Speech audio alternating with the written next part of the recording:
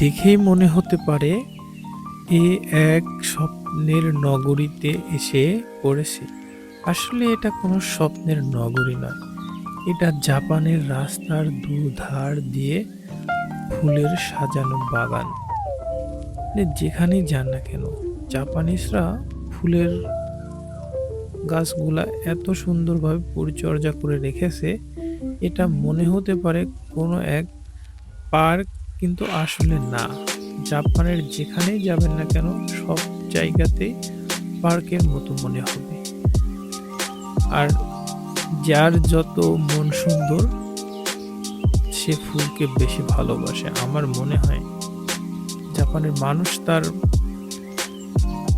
জ্বলন্ত প্রমাণ এর ফুলগুলা দেখেই।